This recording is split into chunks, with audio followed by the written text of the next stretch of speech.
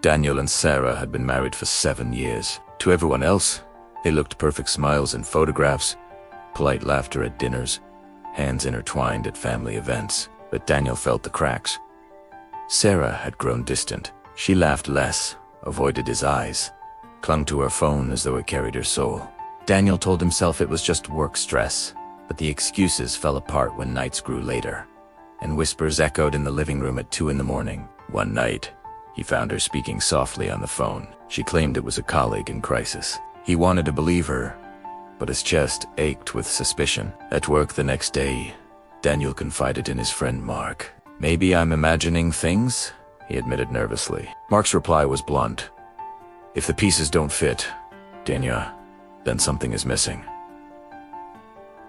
That night, Daniel unlocked Sarah's phone while she slept. To his shock, there was nothing empty chats, no strange numbers, nothing to explain her behavior.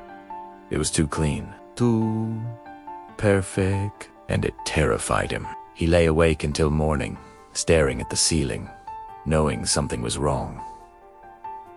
This wasn't paranoia. This was real, and he was going to find the truth.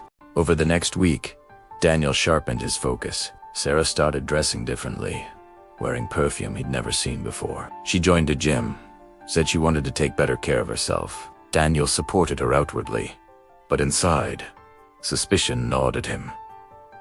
One evening, Sarah announced she had a team dinner. Daniel offered to drop her off. She hesitated but agreed. He watched her enter the restaurant, greet colleagues, everything appearing normal. But minutes later, she slipped out the side door and circled to a waiting car. Daniel's breath caught as she smiled warmly at the driver, a smile she hadn't given him in months.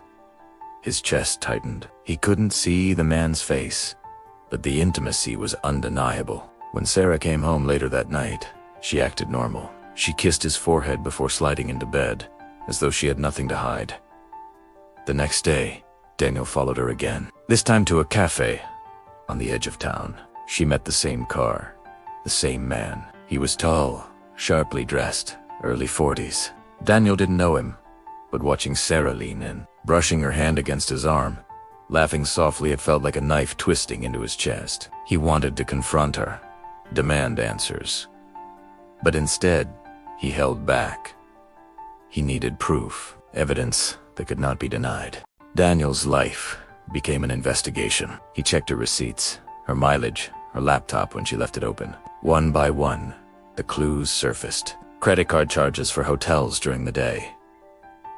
Jewelry he'd never seen, dinners he had never shared with her. Each discovery confirmed the truth. He didn't T1 Two-Face. Late one night, as Sarah showered, her phone buzzed. A message lit the screen. "Can't wait to see you tomorrow. Same place." Daniel's heart froze. He snapped a photo of the message with his own phone. The following day, he followed her again, this time inside the cafe. He sat a few tables away, watching them laugh, whisper, brush hands. Every movement was intimate. Every word was poison. Daniel quietly snapped pictures, his hands trembling. That night, Sarah came home, smiling as she cooked dinner, pretending nothing was wrong. Daniel sat across from her, rage burning in silence. The woman he once trusted now felt like a stranger sitting at his table. He knew then the confrontation was inevitable. Daniel prepared carefully. He printed the photos, saved the texts, documented every detail. He still prayed he was wrong, but the truth was undeniable. Friday night came. Sarah said she had another late project. Daniel followed, his heart pounding with every step. She met the man at a boutique hotel. They laughed as they entered together, hand in hand. Across the street, Daniel's eyes filled with tears. His hands shook as he called Mark. "She's in there, right now." Mark's reply was cold. "Then you know what you have to do." Hours later, Sarah returned home. Her smile faint, hair, undone. Daniel sat in the living room. The photos spread across the table. She froze, her face drained of color. "Daniel," she whispered. "Sit down," he said, his voice trembling with fury. She tried to explain, but he cut her off. He shoved the photos toward her, Explain this. The hotels, the lies, the man. Sarah broke down, tears streaming. I never meant to hurt you. But Daniel's world was already shattered. The confrontation stretched deep into the night. Sarah admitted the man was a co-worker, that it had started innocently. She swore it hadn't meant to go so far, but Daniel knew lies when he heard them. You destroyed us, he whispered, his voice raw. Sarah sobbed, begging forgiveness, promising to end it. But Daniel couldn't erase the images of her with that man, the sound of her laughter, the weight of her betrayal. The following days were unbearable. Sarah tried to act normal, but the silence between them screamed louder than words. Daniel avoided her touch, her presence. Every look reminded him of what she had done. Finally, he made his choice. One evening, he placed divorce papers on the table and slid them toward her. Sarah gasped. Daniel, please, don't do this. But his voice was steady. You already did. She collapsed into tears, but Daniel turned away, his heart broken yet resolved. He stepped outside into the night, the cold air stinging his face. He had lost the woman he loved, but in the ashes of betrayal, he had found the truth. And in that truth, there was silence. The silence of a fractured home, a love destroyed, and a man who walked away forever changed. Daniel had always believed he was one of the lucky ones. For 8 years, he and his wife Emily had lived a life that many envied. Their friends admired their bond. Their neighbors whispered about how perfect they seemed. Emily was radiant. Her smile could light up a room, and her warmth drew people toward her effortlessly. Daniel was the steady anchor, the quiet, dependable man who stood by her side through every storm. But perfection is a fragile illusion, and sometimes the cracks form quietly, in places no one bothers to look. It began with small things, subtle changes that Daniel might have ignored if they hadn't begun stacking on top of one another. Emily, who once laughed at his silly work stories, now seemed distracted. Her phone, once left casually on the coffee table, was always face down, locked tight. Nights that used to be spent watching movies or taking walks turned into evenings where she disappeared into the bedroom. Whispering into her phone, her voice hushed, as though the walls themselves might betray her secrets. At first, Daniel told himself it was stress. Work had been demanding for both of them. But then came the nights she returned home late, the faint perfume lingering on her clothes. Perfume Daniel didn't recognize. When he asked it, she brushed it off with a smile that didn't reach her eyes. Just a long meeting, she'd say. Don't. Wait up next time.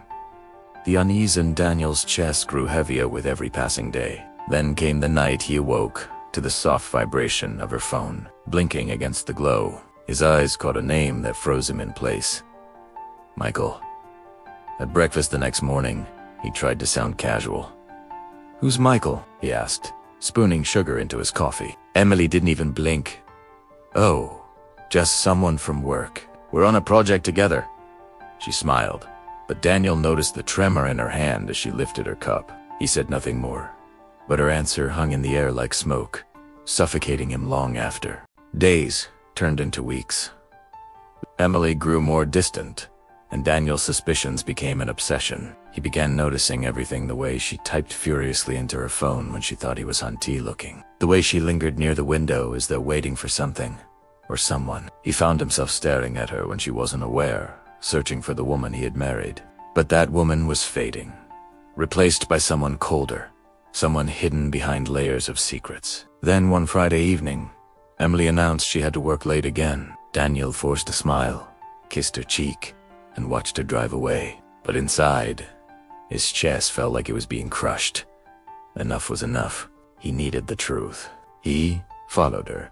His car trailed hers at a careful distance through the city, his hands gripping the steering wheel so tightly his knuckles blanched. But instead of turning toward her office, she drove across town, into a quiet district lined with restaurants and hotels. Finally, she pulled into a dimly lit bistro on the edge of the city. Daniel parked across the street, his pulse racing. From the shadows, he watched as Emily stepped out of her car, smoothing her dress nervously before heading inside. Moments later, a tall man in a dark coat appeared. His stride was confident, his presence commanding. He entered the same restaurant and joined Emily at a corner table. Daniel's stomach turned to stone. Through the window, he watched as Emily leaned forward. Her face lit up with a smile he hadn't seen in months. She reached across the table, placing her hand over the stranger's. Daniel's vision blurred with rage. But then, something strange happened.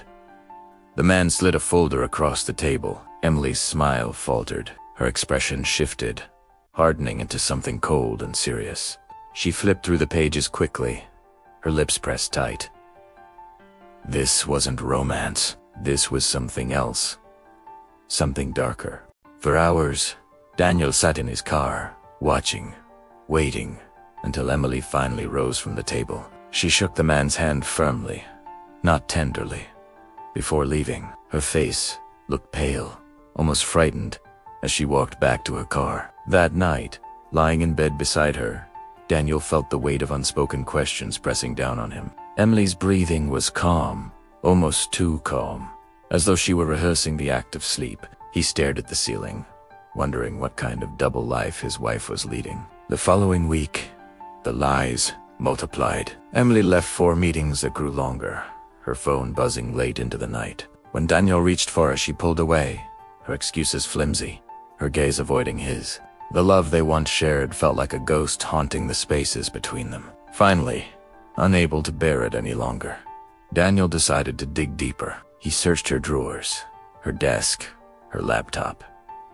Most of it was spotless, but then, hidden inside an old shoebox at the back of their closet, he found a slip of paper.